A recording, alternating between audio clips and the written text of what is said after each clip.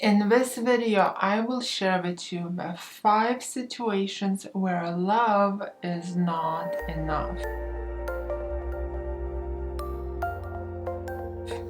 Hello, my name is Greta Perishait. I'm dating and relationship coach for women. For the awesome high-value women secrets, subscribe to my channel and hit the bell to be notified when I upload new videos every Wednesday and Sunday.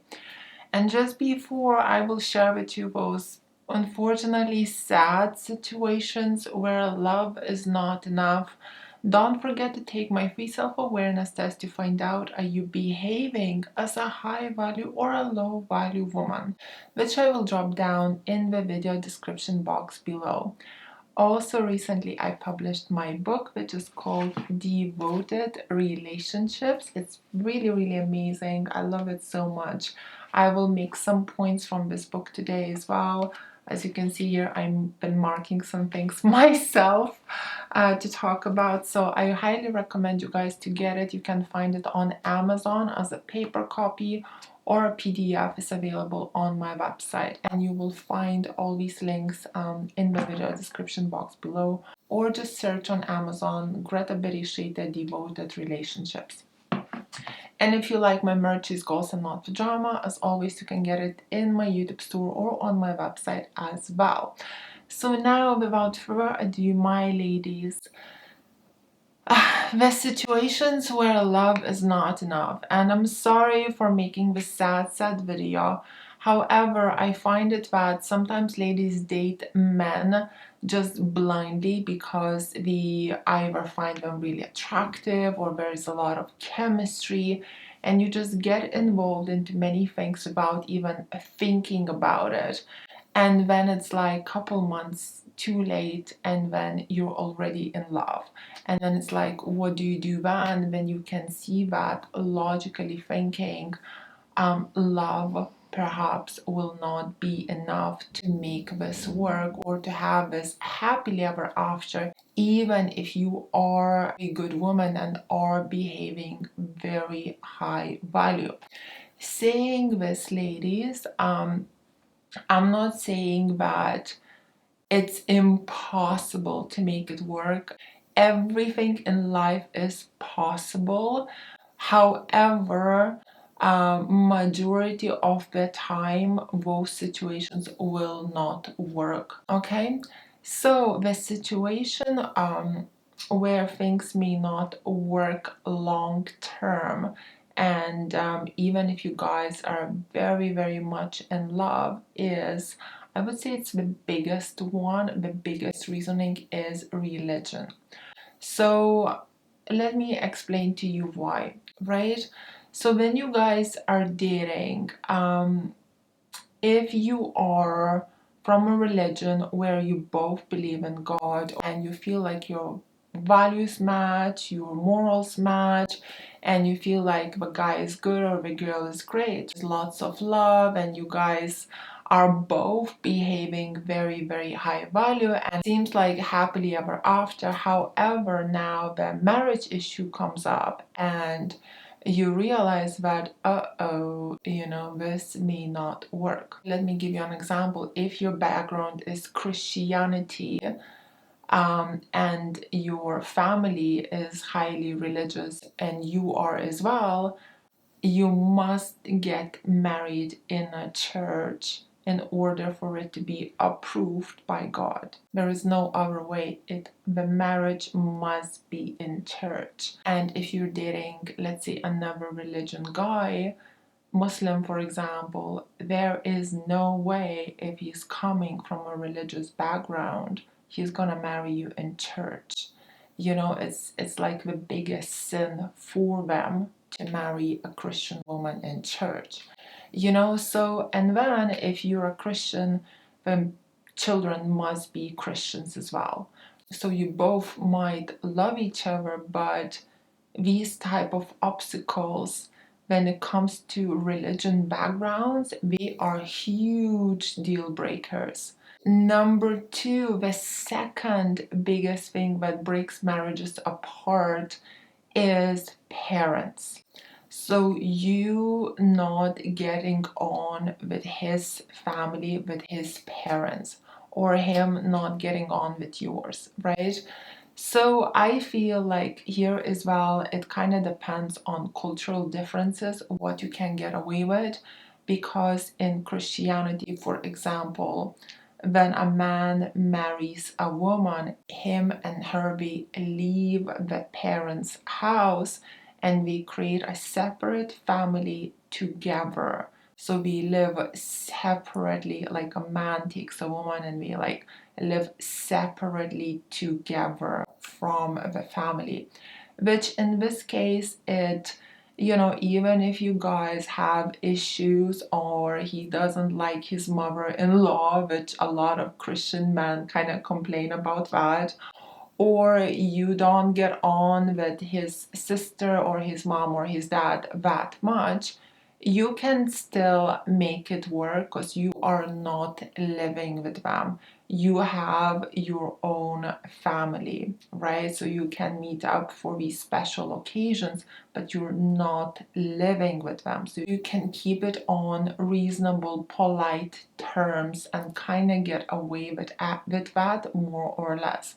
However, in many cultures, when people get married, they don't move out. We actually live with the family. So, in a way, a woman marries into a family. And then she's on the daily basis speaking to his mom and his dad and maybe other parts of the family. So, if the family is not liking you, first of all, we might be against marriage, and the marriage may not even happen if he's close to his family and he listens to what we say. However, if, let's say, the guy gets rebellious and he's like, no, I love her so much, we are getting married. You get married, and when you still live with that family, but highly unapproved of the marriage. So you get the mom or the sisters or the brothers constantly being at your back, constantly trying to get the guy to even perhaps divorce you. I have an example of a client which I coached a really long time ago, but because she was one of my first clients, it kind of stuck with me. The story stuck with me. So she said her and her boyfriend really loved each other a lot, and we got married even though his mother really didn't approve. We still got married, but then we ended up living with the mother. And the mother was constantly on her case, being very toxic, being very disrespectful. And over the years, she was getting more and more stressed, and she actually ended up getting cancer. And when she healed from the cancer, she divorced her husband. She said, I just couldn't take it anymore. I have a Christian example where a guy and a girl was dating, and the mom kept on saying to the guy, she's not good enough, she's not good enough, she's not good enough, she's not up to your level, maybe she doesn't have as much as money, maybe you're from the upper class, she's from the middle class, she's not good enough, she's not good enough. And the guy, being influenced by his mother so much, he ended up canceling the wedding just a week before it was supposed to happen. So, parents make a huge difference, and it's very important to get on with them too, as majority of the case, not the marriage is not just about you and him. In many cases, it's marrying into the family. Number three, where love is not enough, is if he or she is a bit dodgy. So, for example, maybe you love each other a lot and things are going really, really great, but for example, the guy is involved with drugs, or he is involved with mafia, or something else, or something else, or something else from that aspect. Now, yes, you love each other a lot and you're all high value, and he seems to be high value, which you can't really call a man high value when he's involved with these type of things, because this is very low value, right? But you guys are getting on, etc., etc. However, when it comes to marriage or being together forever, there is no future. the future is insanely dangerous.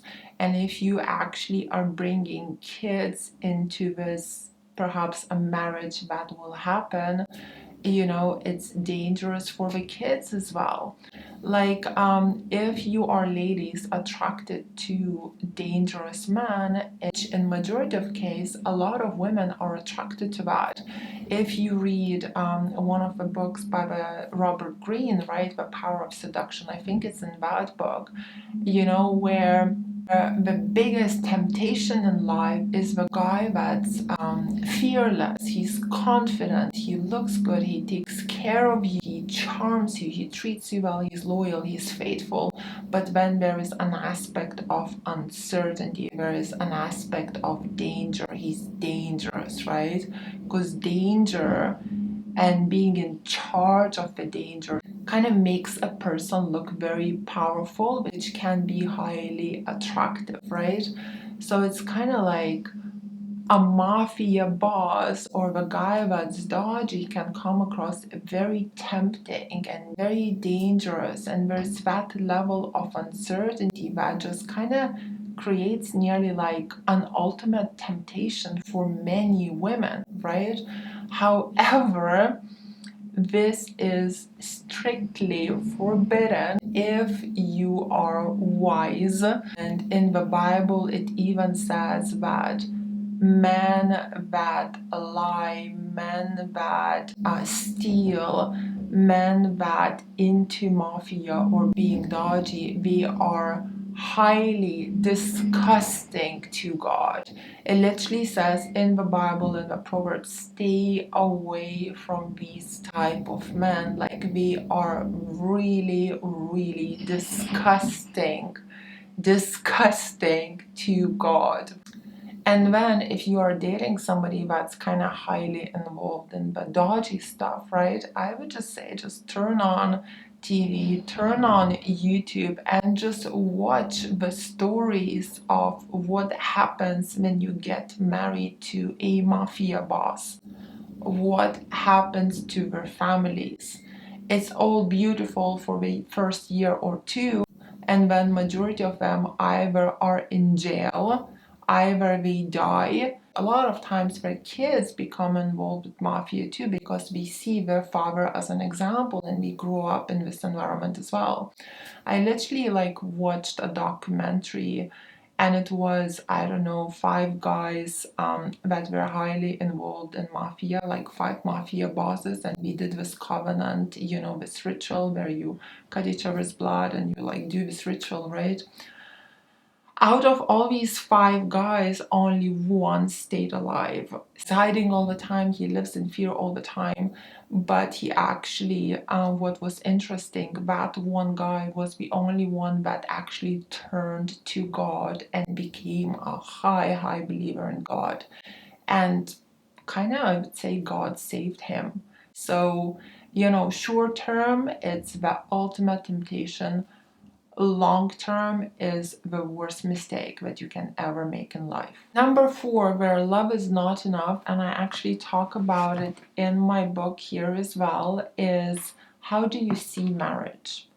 What is his background? How does he see marriage? Does he see marriage as we are together until we are happy together? Because the most important thing in life is for you to be happy, which is insanely preached by all the new age nowadays, right? So basically, we are together until we are both happy, right? Life is not about happiness. Life has a lot of sacrifices and struggles. Let's please live in a reality, right? Or the other person can see marriage as you get married and you stay married forever until death does you apart. So these are two very different beliefs. So the first belief will be married until we kind of happy together, right? And let's look at this belief. So you guys are gonna have an argument. You're not gonna be happy, right? Okay, you give it another shot, let's have another argument, you get another argument a year later or a couple months later. So you had a few arguments, you're not that happy anymore together, or perhaps he let you down somehow, you let him down somehow, you're not happy anymore. Let's get a divorce. 1 year later, 2 years later, 3 years later, plenty of divorces are happening right now. Let's get married until we are happy. And then if we are not happy, let's just, break apart. Now, if you guys have children, which people have the biggest issues that I coach on daily basis, and I coached over 3,000 people. It's the ladies that have divorced parents. So it's the kids that have divorced parents have the biggest issues. They are insanely insecure, they are insanely anxious, they have massive abandonment issues, they have insane lack of self-love and self-worth. They constantly let people manipulate them, abuse them, and use them, right? So the marriage, until you guys are happy together and then you get a divorce, it's insanely ignorant, especially if you have children. Like, marriage is not just about you and him, it's about your kids as well. What are you doing to your children? Okay, and now let's look at the other aspect. Married until death does you apart. There is a problem. Okay, in a marriage, what do? We work at it, we sort it out. Why? Because it says in sickness and in health, in poor and in rich. Basically, you're stuck together forever. If you're stuck together forever, well, I'm gonna be with him forever. I might as well make it work. It's a completely different approach. Before going this way, you should talk to him about how he sees marriage. But I would say you don't even need to talk to him about that, because through dating him, you will see how he is behaving in a relationship. You will see through his actions. Does he disappear on you whenever there is an argument, wherever there is an issue? Does he just threaten with a breakup and walks away? Or does he stay and work things through?